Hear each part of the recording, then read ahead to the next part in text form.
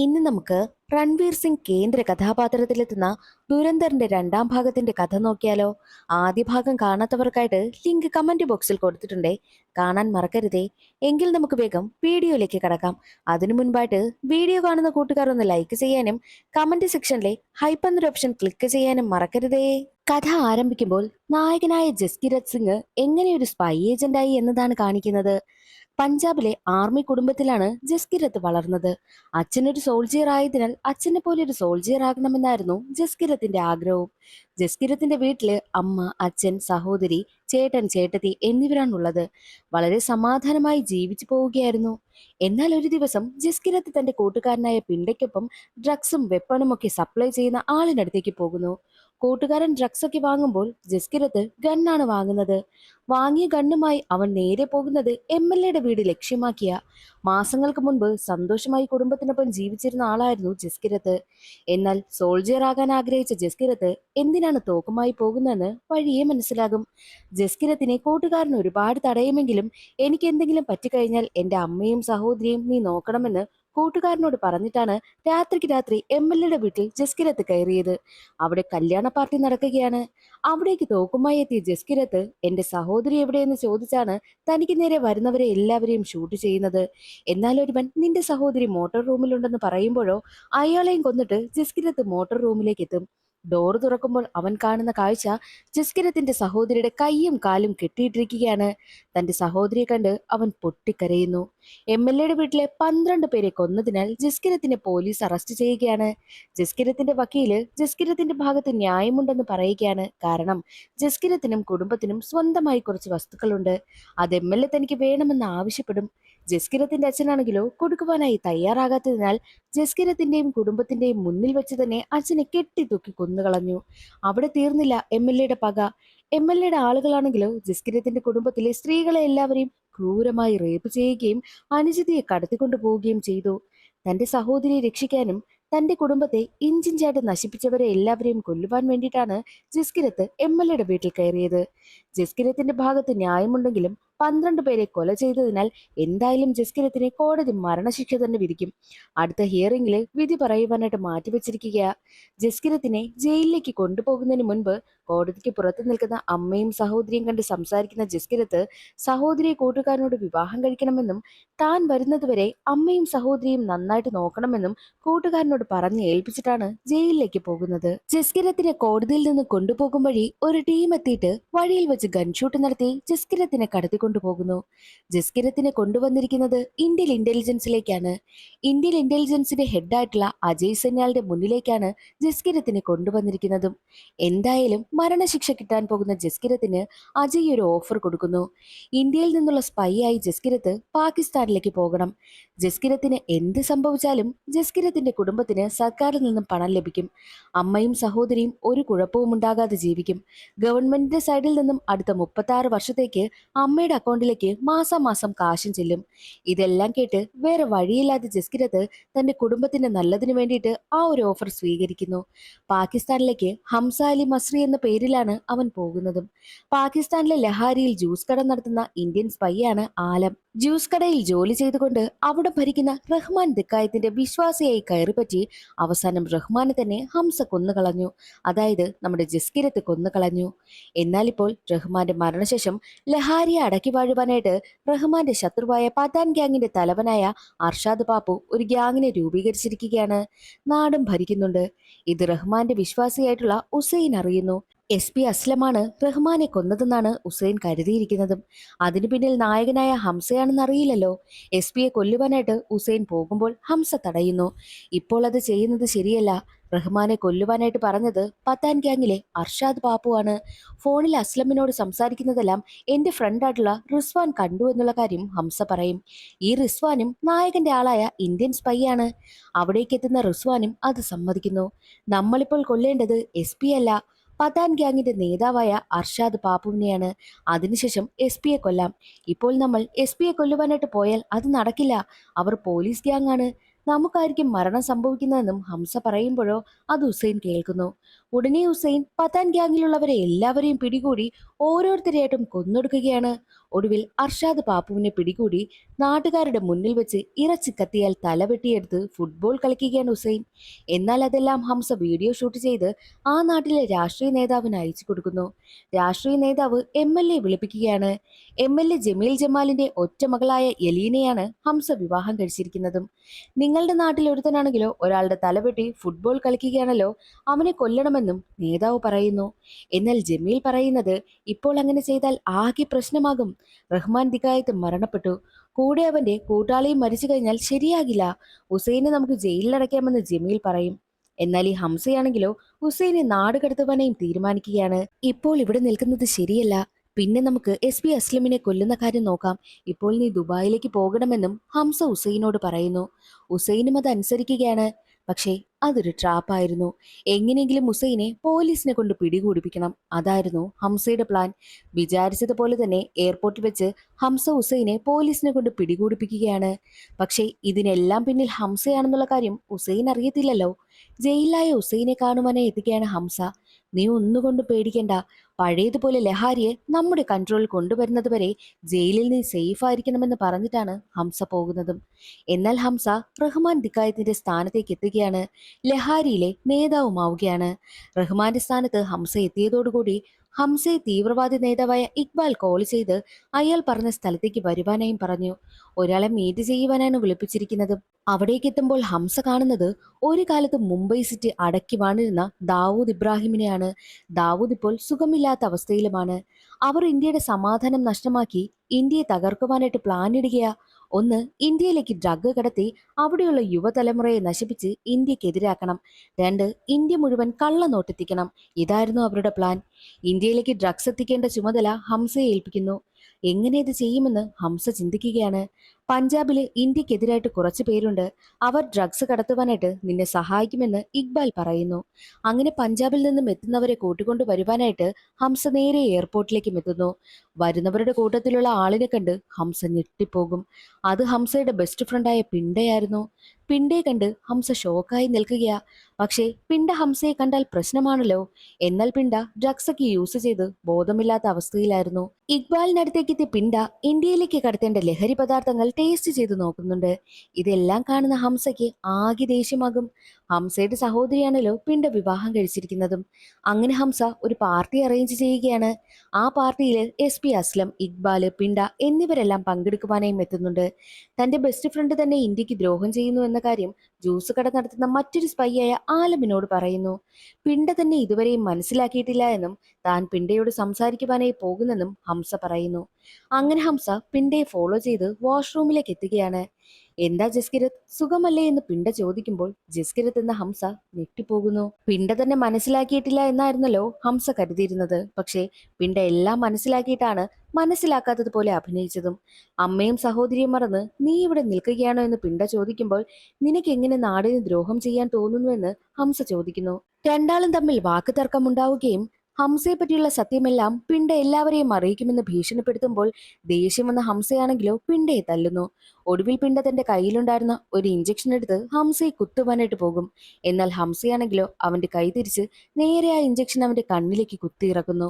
ഒടുവിൽ പിണ്ടയെ പിടിച്ച് തള്ളുമ്പോഴോ പിണ്ട ബാത്ടബിൽ വന്ന് തലയിടിച്ച് മരണപ്പെട്ടു പോകുന്നു. വാഷ്റൂമിലേക്ക് വരുന്ന ആലം ആ ഒരു കാഴ്ച കാണുന്നു. നീയാണിത് ചെയ്തതെന്ന് പുറത്തറിഞ്ഞു കഴിഞ്ഞാൽ നീ ഒരു സ്പൈ ആണെന്ന് എല്ലാവരും അറിയും. അതൊരുപാട് പേരുടെ ജീവൻ ആപത്താണ്.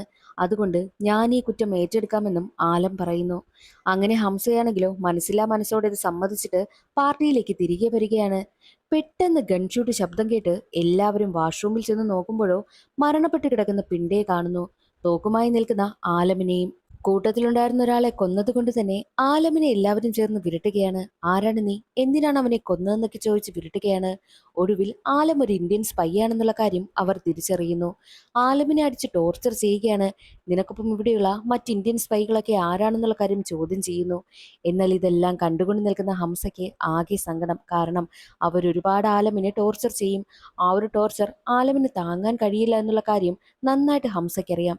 അതുകൊണ്ട് തന്നെ ഹംസ തന്റെ ഗണ്ണെടുത്ത് എടുത്തിട്ട് എന്റെ കൂട്ടത്തിലുള്ള ഒരാളെ നീ കൊന്നുകളഞ്ഞല്ലേ, ഇനി നീ ജീവനോടെ വേണ്ടാന്ന് പറഞ്ഞ് ആലമിനെ വെടിവെച്ച് കൊല്ലുന്നു. തന്റെ സഹോദരനെ പോലെ കണ്ടിരുന്ന ആളിനെ വെടിവെച്ച് കൊന്നതിന്റെ സങ്കടം ഹംസയ്ക്കുണ്ടായിരുന്നു.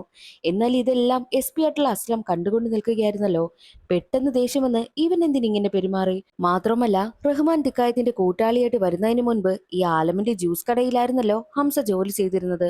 അങ്ങനെയുള്ള ഹംസ എന്തുകൊണ്ടായിരിക്കാം ആലമിനെ കൊന്നുകളഞ്ഞത് എന്ന സംശയം അസ്ലമിനുണ്ടാകുന്നു.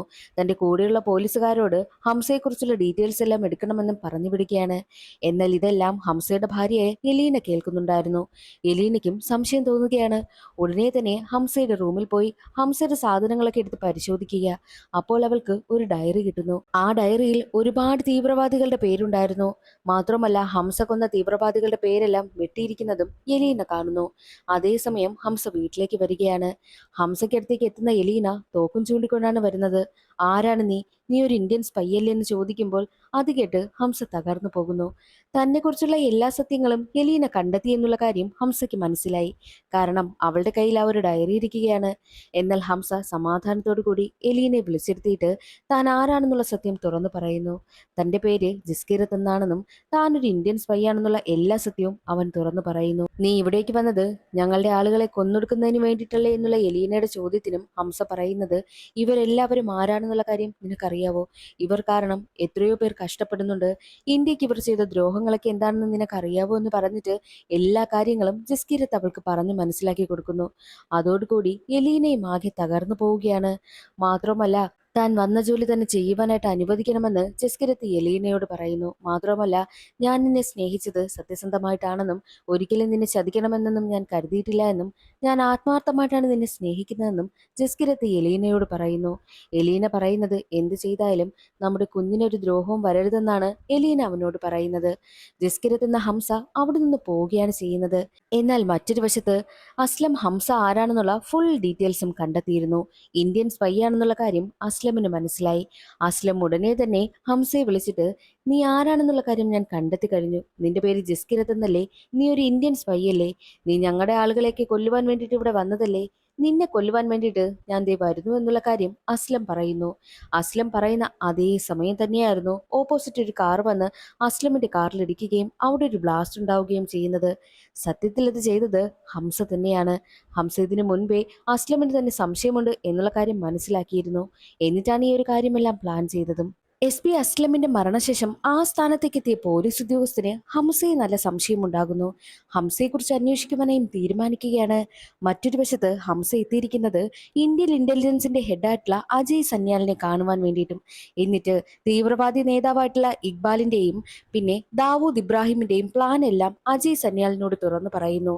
അത് കേട്ട അജയ് സന്യാൽ പറയുന്നത്, നീ ഇപ്പോൾ ചെയ്യുന്ന ജോലി കറക്റ്റായിട്ട് ചെയ്താൽ മതി, ബാക്കിയുള്ള കാര്യങ്ങളൊക്കെ ഞങ്ങൾ നോക്കിക്കോളാം. മാത്രവുമല്ല തീവ്രവാദികളെ ഓരോരുത്തരെയായി വേട്ടയാടി കൊല ചെയ്യണമെന്നും അജയ് സന്യാൽ പറയുന്നു. ഹംസയെക്കുറിച്ച് സംശയമുള്ള പോലീസ് ഉദ്യോഗസ്ഥൻ നേരെ എത്തിയിരിക്കുന്നത് എലീനയെ കാണുന്നതിന് വേണ്ടിയിട്ടാണ്.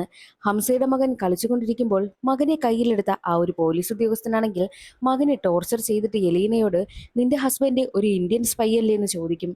തന്റെ മകൻ വേദനിക്കുന്നത് കണ്ട് സഹിക്കാനാകാത്ത എലീന അതേ എന്ന് സമ്മതിക്കുകയാണ്. അതോടുകൂടി ഹംസ ഒരു ഇന്ത്യൻ സ്പൈ ആണെന്നും ഹംസയുടെ പേര് ജസ്കിരത്ത് എന്നാണെന്നുമുള്ള സത്യം ആ ഒരു പോലീസ് ഉദ്യോഗസ്ഥൻ അറിയുന്നു. അതേസമയം ഇന്ത്യയിലേക്ക് കള്ളനോട്ടുകൾ എത്തിക്കുവാനായിട്ട് തീവ്രവാദികൾക്ക് പ്ലാനുള്ള കാര്യം ഇന്ത്യൻ ഇന്റലിജൻസിന്റെ ഹെഡായിട്ടുള്ള അജയ് സന്യാൽ അറിഞ്ഞല്ലോ. അതുകൊണ്ട് തന്നെ അവരൊരു പ്ലാൻ പ്രയോഗിക്കുകയാണ്. അതോടുകൂടി നരേന്ദ്രമോദി നോട്ട് നിരോധനവും പ്രഖ്യാപിച്ചു. എന്നാൽ ഇതറിയുന്ന തീവ്രവാദി നേതാക്കൾക്ക് ആകെ പണികിട്ടിയ അവസ്ഥയാണ്. അവരുടെ കയ്യിൽ കോടിക്കണക്കിന് കള്ളനോട്ടുകൾ ഇരിപ്പുണ്ട്. ഇനി അത് എന്ത് ചെയ്യുമെന്ന ചിന്തയായി അവർക്ക്. അതുകൊണ്ട് തന്നെ കള്ളനോട്ടൊക്കെ ഉണ്ടാക്കി വെച്ചിരുന്ന ഒരു തീവ്രവാദി നേരെ ഹംസയെ വിളിച്ചിട്ട്, നരേന്ദ്രമോദി നോട്ട് നിരോധനം പ്രഖ്യാപിച്ചല്ലോ, ഇനി എന്ത് ചെയ്യും? കയ്യിൽ കോടിക്കണക്കിന് കള്ളനോട്ടുണ്ടെന്നുള്ള കാര്യം ഹംസയോട് പറയുന്നു. നീ എവിടെയാണുള്ളത് എന്നുള്ളത് ചോദിക്കുമ്പോൾ അവരുടെ ഗോഡൌണിലാണ് ഉള്ളതെന്ന് പറയുന്നു. എങ്കിൽ താൻ അങ്ങോട്ട് വരാമെന്നും ഹംസ പറയുകയാണ്. അവിടേക്ക് എത്തുന്ന ഹംസ ആ ഒരു തീവ്രവാദിയെ ക്രൂരമായി കൊലപ്പെടുത്തുന്നു. അതിനുശേഷം ഓരോ തീവ്രവാദികളായിട്ട് വേട്ടയാടി കൊല്ലുകയാണ്. അടുത്തതായിട്ട് ഹംസയുടെ ലക്ഷ്യം തീവ്രവാദി നേതാവായ ഇക്ബാലിനെ കൊല്ലണം. അതിനു വേണ്ടിയിട്ടാണ് അടുത്തതായി ഹംസ പോകുന്നത്. എന്നാൽ അതിനു മുൻപ് തന്നെ ആ ഒരു പോലീസ് ഓഫീസർ ഹംസ ആരെന്നുള്ള സത്യം ഇക്ബാലിനെ അറിയിച്ചിരുന്നു. ഇക്ബാലിന് ഹംസയോട് ആകെ ദേഷ്യം. ഒരു ഇന്ത്യൻ സ്പൈ തനിക്കൊപ്പം നിന്ന് തന്നെ ചതിക്കുകയായിരുന്നല്ലേ, അതുകൊണ്ടാണ് ഇന്ത്യക്കെതിരായി നടത്തിയിരുന്ന എല്ലാ പ്ലാനുകളും ചീറ്റിപ്പോയതെന്നുള്ള കാര്യം ഇക്ബാലിന് മനസ്സിലായി. അങ്ങനെ ഇക്ബാലാണെങ്കിലോ ഹംസയെ വെയിറ്റ് ചെയ്ത് നിൽക്കുകയാണ്. അവിടേക്ക് എത്തുന്ന ഹംസയും ഇക്ബാലും തമ്മിൽ വലിയ ഫൈറ്റ് തന്നെ നടക്കുന്നു. ഹംസയെ സഹായിക്കുവാൻ വേണ്ടിയിട്ട് ഹംസയുടെ ഒരു സഹായിയായിട്ടുള്ള റിസ്വാനും അവിടേക്ക് എത്തുന്നുണ്ട്. റിസ്വാനും ഒരു സ്പൈ ആണല്ലോ. അങ്ങനെ വലിയ ഫൈറ്റ് നടക്കുകയാ. ഹംസ ഇതിനു മുൻപായിട്ടൊരു പ്ലാൻ ചെയ്തിരുന്നു. ഇക്ബാലിന്റെ അടുത്തേക്ക് എത്തുന്ന വെപ്പൺസിനിടയിലായിട്ട് ചെറിയൊരു ബോംബും സെറ്റ് ചെയ്തിരുന്നു. അതും ബ്ലാസ്റ്റ് ആവുകയാണ്. റിസ്വാനാണ് അതൊക്കെ ചെയ്യുന്നത്. അങ്ങനെ ഫൈറ്റിനൊടുവിൽ ഹംസ ക്രൂരമായിട്ടാണ് ഇക്ബാലിനെ കൊല ചെയ്യുന്നതും. എന്നാൽ നിർഭാഗ്യവശാൽ പാകിസ്ഥാൻ പോലീസിന്റെ പിടിയിൽ അകപ്പെടുകയാണ് ഹംസ. SP അസ്ലമിനെ കൊന്നത് ഹംസയാണെന്നുള്ള കാര്യം ആ ഒരു പോലീസ് ഉദ്യോഗസ്ഥൻ കണ്ടെത്തിയിരുന്നു. ഹംസയെ കൊണ്ടുവന്നവർ ക്രൂരമായിട്ട് ടോർച്ചർ ചെയ്യുകയാണ്. ഈ ഒരു വിവരം അജയ് സന്യാൽ അറിയുന്നു. അജയ് ഉടനെ തന്നെ പാകിസ്ഥാൻ ആർമി ഹെഡായിട്ടുള്ള ഹസനെ വിളിക്കുകയാണ്. ഞങ്ങളുടെ കൂട്ടത്തിലുള്ള ഒരാൾ നിങ്ങളുടെ കൈവശം അകപ്പെട്ടിട്ടുണ്ടല്ലോ, അവൻ ഒരു കുഴപ്പവുമില്ലാതെ തിരിച്ചുവിടണമെന്നായിരുന്നു അജയ് ആവശ്യപ്പെട്ടത്. എന്നാൽ അത് കേൾക്കുവാനായിട്ട് ഹസൻ കൂട്ടാക്കിയതേയില്ല. ഉടനെ തന്നെ അജയ് ആണെങ്കിലോ ഒരു വീഡിയോ ഹസൻ അയച്ചു കൊടുക്കുന്നു. ആ വീഡിയോ എന്തെന്നാൽ ഈ ഹസനും ബാക്കിയുള്ള രാജ്യക്കാരും ചേർന്നുകൊണ്ട് വെപ്പൺസ് ഒക്കെ ഡീൽ ചെയ്യുന്നതിന്റെ വീഡിയോ ആയിരുന്നു ഉണ്ടായിരുന്നത്. എന്തെന്നാൽ അവരുടെ നാട്ടിലുള്ള വെപ്പൺസ് എല്ലാം ആരും അറിയാതെ ഈ ഹസനാണെങ്കിൽ മറ്റു നാട്ടിലേക്ക് മറിച്ചു വിൽക്കുന്നുണ്ട്. ഇതിനെ സംബന്ധിച്ചുള്ള വീഡിയോ ആയിരുന്നു ഇപ്പോൾ അജയ് അയച്ചു കൊടുത്തിരുന്നതും. അതുകണ്ട് ഹസൻ ഞെട്ടിപ്പോകുന്നു. ബാക്കിയുള്ളവരൊക്കെ ഇത് അറിഞ്ഞു കഴിഞ്ഞു കഴിഞ്ഞാൽ ഹസൻ എന്തായിരിക്കും സംഭവിക്കാൻ പോകുന്നതെന്ന് ഹസന് നന്നായിട്ട് അറിയാം. അതുകൊണ്ട് തന്നെ ഹസനാണെങ്കിലോ അജയുടെ ആവശ്യത്തിനെ അംഗീകരിക്കുകയാണ് ചെയ്യുന്നത്. അങ്ങനെ ഹംസയെ അവിടെ നിന്നും അവരുടെ ബോർഡറിലേക്ക് കൊണ്ടുവിടുവാനായിട്ടും ഹസൻ തീരുമാനിക്കുന്നു. പക്ഷേ എല്ലാവരും ഹംസ പിടികൂടിയത് അറിഞ്ഞു കഴിഞ്ഞല്ലോ. അതുകൊണ്ട് തന്നെ മറ്റൊരാളുടെ മണ്ടയിൽ ഈ ഒരു കുറ്റം ചാർത്തി കൊടുക്കണം. അത് ആരുടെ മേൽ ഇടുമെന്നുള്ള കാര്യം ആലോചിച്ചുകൊണ്ട് നിൽക്കുന്ന സമയത്താണ് ജയിലിൽ കിടക്കുന്ന ഉസൈന്റെ കാര്യം അറിയുന്നത്. ഉസൈന്റെ മേൽ ഈ ഒരു പഴിയെല്ലാം ഇട്ടുകൊടുക്കുകയാണ്. അതിനുശേഷം ഹംസയെ നേരെ ബോർഡറിലേക്ക് കൊണ്ടുപോകുന്നു. അവിടെ ഹംസയെ കൊണ്ടുപോകുവാനായിട്ട് ഒരു കാർ വെയിറ്റ് ചെയ്യുകയാണ്. ഹംസ ഒരു കാറിലും കയറുന്നു. ഹംസയെ കൊണ്ടുപോകുവാനായി എത്തിയ ആള് മറ്റാരുമല്ല, ഹംസയുടെ അമ്മായിയച്ഛനായിട്ടുള്ള ജമീലായിരുന്നു. അങ്ങനെ ഹംസയും കൊണ്ട് നേരെ പോവുകയാണ്. സത്യത്തിൽ ഹംസയെ പോലെ തന്നെ വർഷങ്ങൾക്ക് മുൻപ് പാകിസ്ഥാനിലേക്ക് എത്തിയ ഒരു സ്പൈ ആയിരുന്നു ഈ ജമീലും. പിന്നീട് അവിടെ തന്നെ കഴിഞ്ഞു പോയതാ. മാത്രമല്ല അജയ്ക്ക് വേണ്ടിയിട്ടുള്ള എല്ലാ രഹസ്യങ്ങളും ചോർത്തി കൊടുക്കുന്നത് ഈ ജമീലായിരുന്നു. ഹംസയുടെയൊക്കെ സീനിയറാണ് ജമീൽ എന്ന് തന്നെ പറയാം. അങ്ങനെ ജമീല് ആ ഒരു പാകിസ്ഥാനിൽ തന്നെ വിവാഹം കഴിച്ച് സെറ്റിൽ ആവുകയാണ് ചെയ്തത്. അവിടെ നിന്നുകൊണ്ട് പാകിസ്ഥാന്റെ എല്ലാ രഹസ്യങ്ങളും ഇന്ത്യക്ക് ചോർത്തി കൊടുക്കുകയും ചെയ്യുന്നുണ്ട്. മാത്രമല്ല ദാവൂദ് ഇബ്രാഹിമിന്റെ ഇപ്പോഴത്തെ ഈ ഒരു ആരോഗ്യാവസ്ഥയ്ക്ക് കാരണം തന്നെ ജമീലാണ്. സ്ലോ പോയിസൺ കയ്യിൽ തേച്ചുകൊണ്ട് ദാവൂദ് ഇബ്രാഹിമിന് ഷേക്ക് ഹാൻഡ് കൊടുത്തു. അതോടുകൂടി ഇഞ്ചിഞ്ചായിട്ട് ദാവൂദ് ഇബ്രാഹിം മരണപ്പെട്ടുകൊണ്ടിരിക്കുകയാണ്. ഇതിനെല്ലാം കാരണം ജമീൽ തന്നെയാ. അങ്ങനെ ജമീലാണെങ്കിലോ ഹംസയെ ഫ്ലൈറ്റ് കയറ്റി വിടുവാനായിട്ടും കൊണ്ടുവന്നിരിക്കുക. മാത്രവുമല്ല ഹംസ പോകുന്നതിന് മുൻപ് ഹംസയോട് ഒരു കാര്യം കൂടി പറയുന്നുണ്ട്. നിന്റെ ഭാര്യയും കുഞ്ഞിനെയും നീ മറന്നേക്കണമെന്ന്. ഒന്നും മിണ്ടാതെ ഹംസ തിരികെ ഇന്ത്യയിലേക്കും എത്തുന്നുണ്ട്. ഹംസയെ അജയ് കൊണ്ടുവന്ന് സേഫായിട്ട് ഒരു ഹോട്ടലിൽ താമസിപ്പിക്കുകയാണ്. ജസ്കിരത്തിനോട് അജയ് പറയുന്നത്, നമ്മുടെ നാടിന് വേണ്ടിയിട്ട് നീ ചെയ്തത് വലിയ കാര്യമാണ്. നിനക്ക് ഇനിയും ഒരുപാട് അസൈൻമെന്റ്സ് ഒക്കെ വരാനുണ്ട്. ഞാൻ പറയുന്നത് വരെ ഹോട്ടൽ റൂമിൽ വെയിറ്റ് ചെയ്യുവാനായിട്ടും അജയ് പറഞ്ഞിട്ട് പോകുന്നു. അങ്ങനെ ജസ്കിരത്താണെങ്കിലോ ഹോട്ടൽ റൂമിൽ വെയിറ്റ് ചെയ്യുകയാണ്. തന്റെ ഭാര്യയുടെയും കുഞ്ഞിന്റെയും ഫോട്ടോ എടുത്ത് നോക്കുന്ന ജസ്കിരത്ത് അത് കത്തിച്ച് കളയുന്നു. അതിനുശേഷം ജസ്കിരത്ത് നേരെ പോകുന്നത് തന്റെ നാട്ടിലേക്കാണ്. അമ്മയും സഹോദരിയും കാണുന്നതിന് വേണ്ടിയിട്ടാണ് ജസ്കിരത്ത് പോയിരിക്കുന്നത്. അജയ് വന്ന് നോക്കുമ്പോഴോ ജസ്കിരത്തിനെ കാണുന്നതുമില്ല. എന്നാൽ ജസ്കിരത്ത് തന്റെ നാട്ടിലേക്കും എത്തിയിരുന്നു. ജസ്കിരത്ത് തന്റെ വീട്ടിലെത്തുമ്പോഴോ അമ്മയും സഹോദരിയും സഹോദരിയുടെ മക്കളും സന്തോഷമായിട്ട് ജീവിക്കുകയാണ്. താൻ അവർക്കിടയിലേക്ക് ചെന്നു കഴിഞ്ഞാൽ അവർക്ക് എന്തെങ്കിലും പ്രശ്നം വരുമോ എന്ന് ജസ്കിരത്തിന് നല്ല പേടിയുണ്ടായിരുന്നു. അതുകൊണ്ട് തന്നെ ദൂരെ നിന്നവരെ കണ്ടതിനു ശേഷം വീണ്ടും രാജ്യത്തിന് സേവ ചെയ്യുന്നതിന് വേണ്ടിയിട്ട് ജസ്കിരത്ത് അവിടെ നിന്നും യാത്രയായി. അതോടുകൂടി സിനിമയുടെ കഥ അവിടെ അവസാനിക്കുകയാണ്. ഇന്നത്തെ ഈ ഒരു വീഡിയോ എല്ലാവർക്കും ഇഷ്ടമായി എന്ന് കരുതുന്നു. ഇഷ്ടമായാൽ സപ്പോർട്ട് ചെയ്യാൻ മറക്കരുതേ. അടുത്തൊരു വീഡിയോയിൽ കാണാം. അതുവരെ എല്ലാവർക്കും ബൈ.